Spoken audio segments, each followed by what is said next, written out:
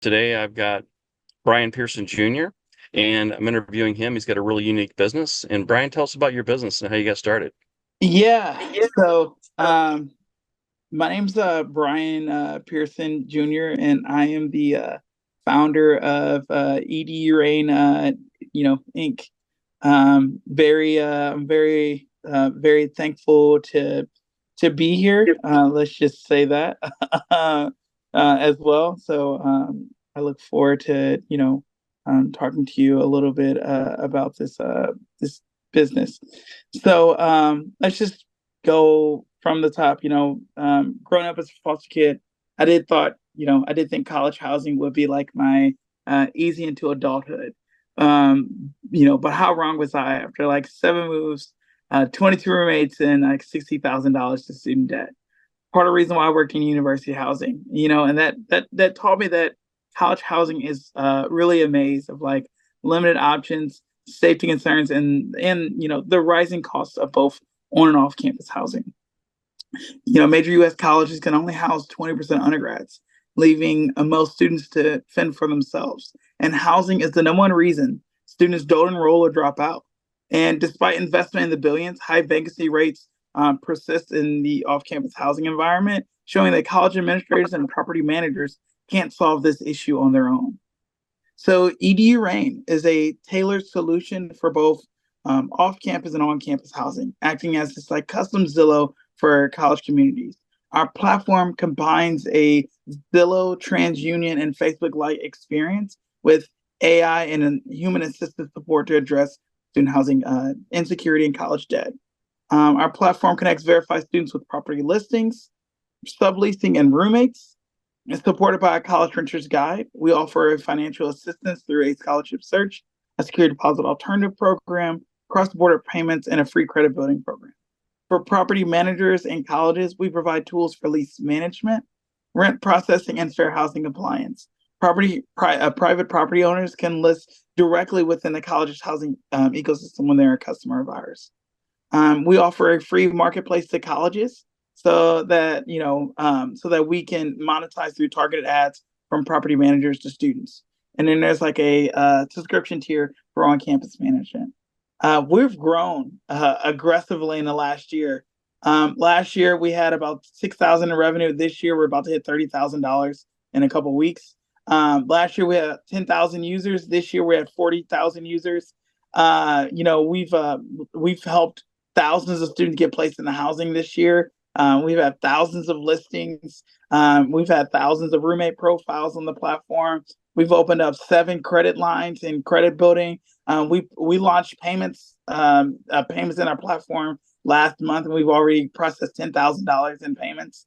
We have about 5 colleges we're signed multi-year deals with, and we have 19 pilots. There's another 30 colleges awaiting pilots, and 140 college administrators have agreed to meet with me by the end of the year. And we are semifinalists for Pharrell Black Ambition, $1 million Black Ambition, and the University of Education, Pennsylvania Education Business Plan Competition. And we're a Techstars company. That's it. We're around. We're doing things, and like we're very, very happy to be here. Yeah. No, thanks. A lot of stuff there to unpack. So thank you for sharing all that information with us.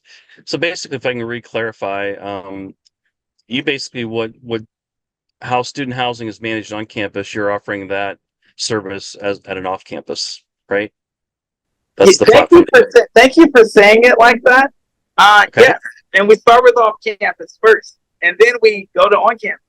But yes, so we are phase 1 off campus housing.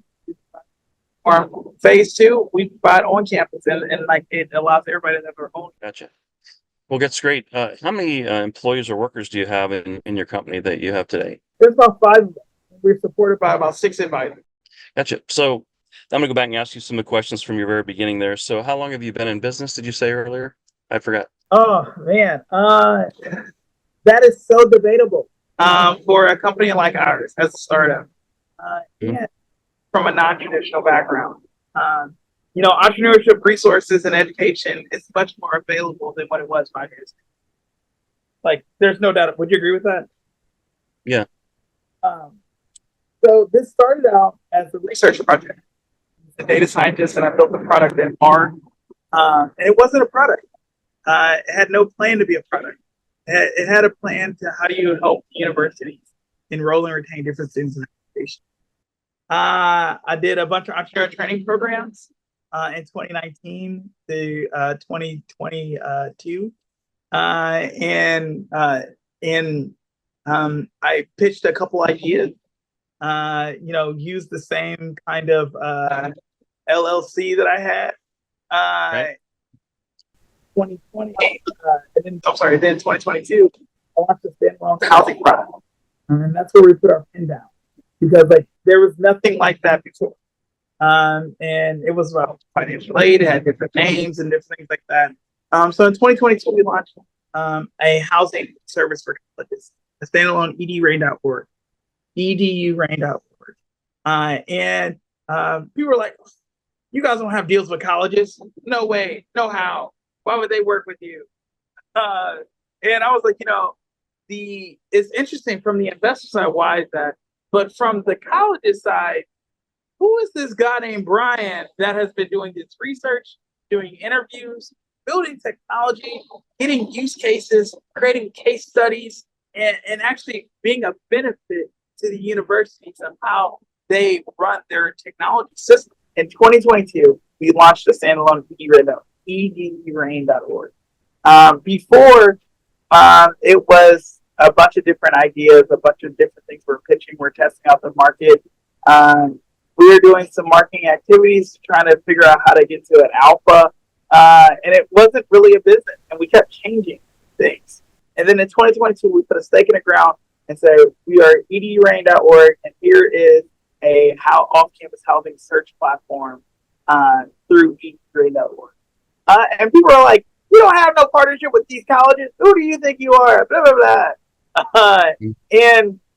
But the colleges were like, this is some guy that is doing great research, great work in the field, somebody that is trustworthy, somebody that is honest, somebody that is hardworking, and somebody that is moving quickly.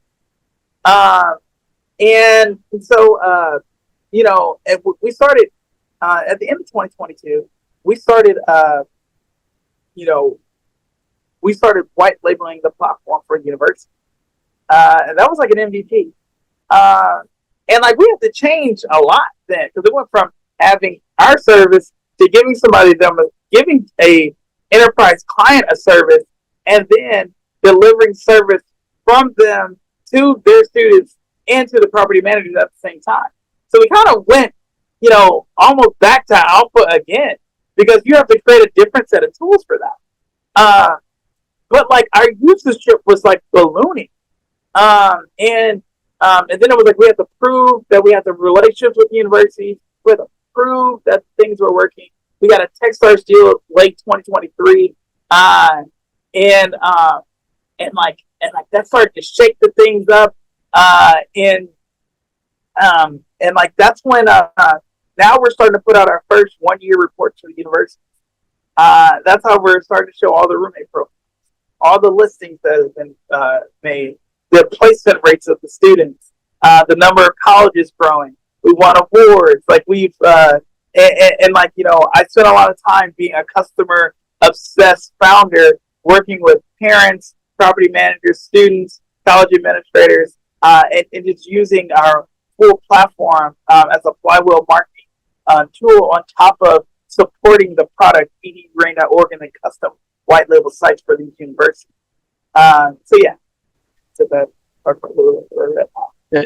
Yeah. So for some of you that are listening to the podcast, so when Brian talked about a product, so in agile product design, one of the things we talk about is an MVP, which is minimum viable product, which is what you need to get out the door. So I want to make sure I clarified that language. So thank you, Brian, for that. So if you went back to the beginning, you talk about the journey, because there's not really a start date, and you can kind of, your journey's been a period of years, and your business has been, really going out and selling it a shorter period. But going back to the very beginning of your journey, what key decisions or actions would you change, and why? Ooh, wow. I should have done a better job of talking about the things I've done before I went out and pitched EDUrain as is. Um, and I say that because there are so many folks like, who is this guy? Because I'm only focused on growing. I didn't do the reflection, all the things that I built before, all the tried and true methods I've learned, all the people that I've met, and and talked about that, and like how I was launching something new. If people don't understand the separation between 2022 and before, and they're always and like I say that because there's a lot of professionals that will be in the world that will go out and do things, but like they don't realize that they've done a lot already in their field. And uh, now that our raised almost half a million, now that the company is growing aggressively, and I talk about how I got started and the things I did, people are like, you never talked about those things. You never talked about the credibility you have in your field. You never talked about about waiting. I was scared to tell people about bartending and serve pretending.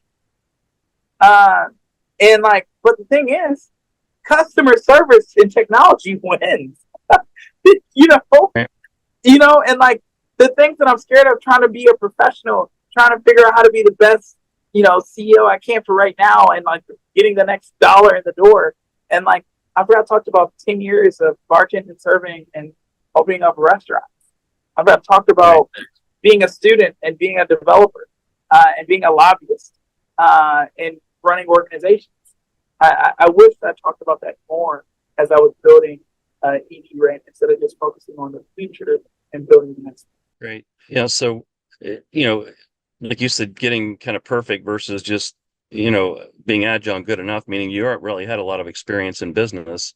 It wasn't specifically the software, but then technology and other things that you've done, and it segued there. So that's a great reflection back to where you're at. So, you've got a handful of employees there that work across, work across all the work that you do. What qualities do you look for in employees, and how do you foster that? Diversity is one. We have Mhm. platforms that have folks from all walks of life, Okay. and from a black person from inner city, Chicago, to Okay. a black person from a suburb, to a student from Nepal, to a white person in the middle of nowhere America, in the country, so to speak, to suburban schools like Lindenwood, to moms in China that are trying to make sure their international student kid is getting a place to stay around WashU. A female, just left her husband to go to grad school in a different city. What I mean? We have to having these real stories and understanding that our number one user is our females. Where do I live? Who am I living with? How can I trust some of these people in this new place that I've never been before? These are things that you don't really think about when you're building a product, like the humanoid metrics of it. And a mom trying to get these things done because she knows what her kids need to succeed from a mom Right. standpoint. From a mom standpoint, if these things aren't in line, my kid is gonna fail. I had one mom be like, "I'm sorry, my kid isn't resilient." I'm Mhm. so sorry. I'm like, "What do you mean your kid is?" She's like, "I just know I have to pull him out of school. I have to do this. I need to get a sublease. I need to sublease this place out. He can't help me do that." And I'm just like, wow. And that's a real issue. If your kid, you have to go and get your kid out of school. Your kid isn't responding to you. You're still that kid's parent, and that tab is still your tab technically. You're paying for it. So Right. you know what I mean? How do you sublease that out when you don't have any of the credentials that students are looking Right. for? This is the kid subleasing a place. Here's my student ID number. Here's who I am. This is the class I am, and I'm getting out of here. You're like, yeah, I'm Jennifer. Her name isn't Jennifer. I'm just for privacy Right. concerns. Hey, I'm Jennifer, and I got a kid. He's not gonna talk to you, and I gotta move him out of there. But you want his place? You know what I mean? How do you help those folks out? That's a marketing issue. That's a real Yeah, that's a big marketing issue. issue. You know what I mean? Because she doesn't have Instagram. She's not Yeah, connected to the clubs. She's not connected in student clubs, by the way, not the actual. yeah, I got you. and so, yeah, and I look for that. I look for that in my talent pool who has different backgrounds and like and also um, you know, email culture and time culture. Be at this time at this place because I work all the time and Hmm. everybody's time is valuable. And Absolutely. technology as well of developers. And we give a lot of resources and training and time to our mentors and advisors for our young developers. We've had about 80 people work at the company. Most people don't know that. I don't Oh look wow. like yeah, yes. Yeah. I'm responsible for a lot of folks' first start and their letter of recommendation for their first real corporate job because Oh wow.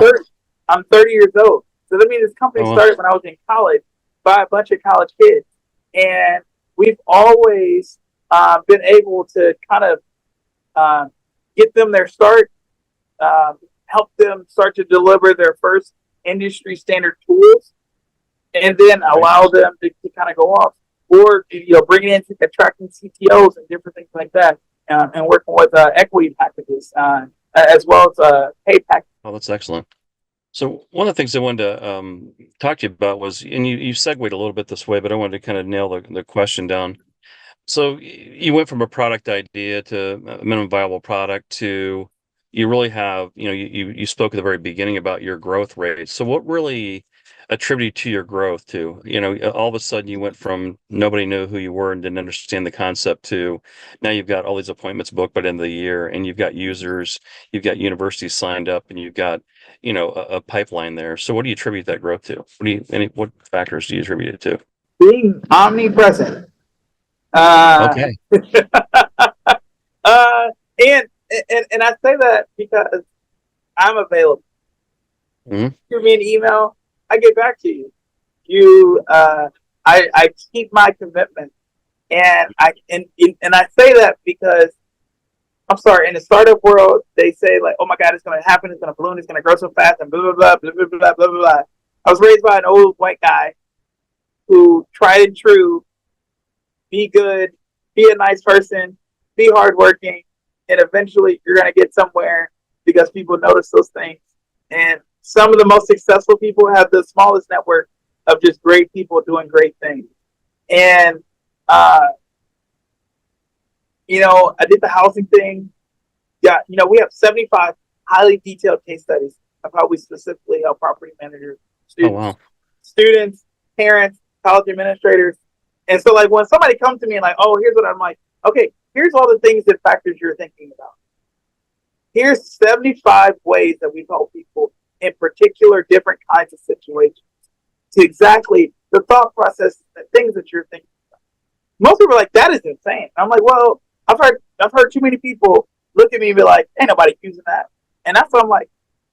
I have 75 detailed case studies, and I'm helping thousands of Awesome. people all the time because I'm grateful, I'm thankful, and I'm lucky, and I'm hardworking to make sure that those things that I mentioned keep growing.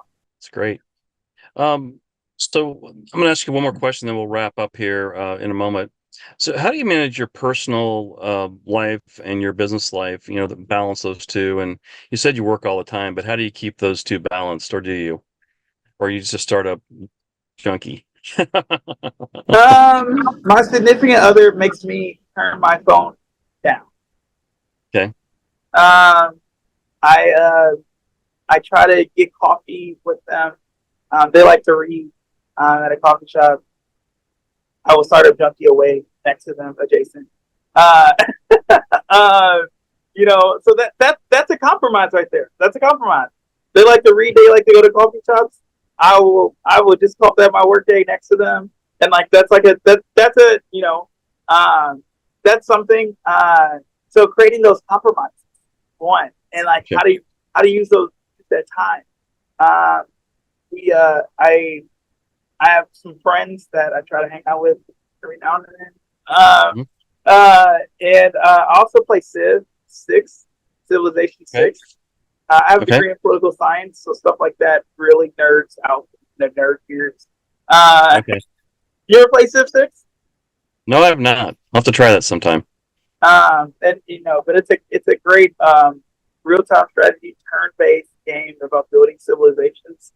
Uh, I use that to kind of nerd out on how the world should be based off of the investment level and oh well. economic and social political level. But and also I'm American, like I like Yeah. land Gotcha. America.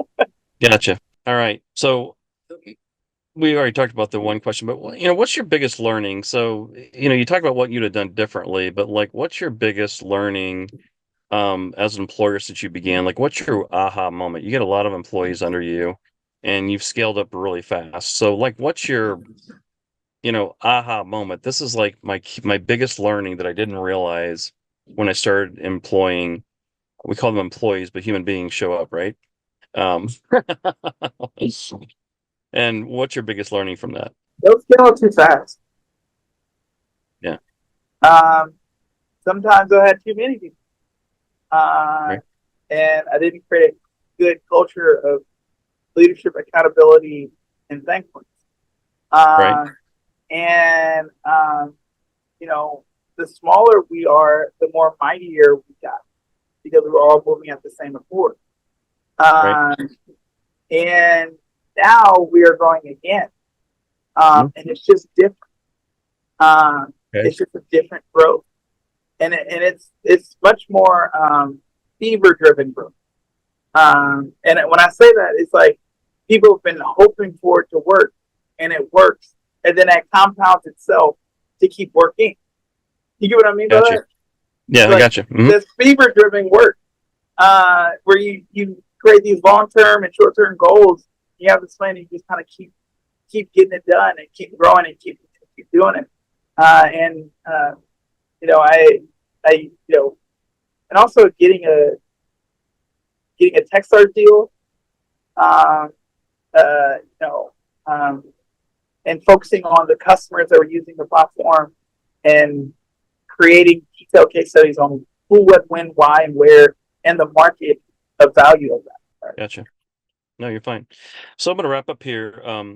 So I'm in business networking, BNI. I'm in the number 9 network and the ACA club and some other networking groups here. And one of the things we always look at is like, who's your ideal referral partner?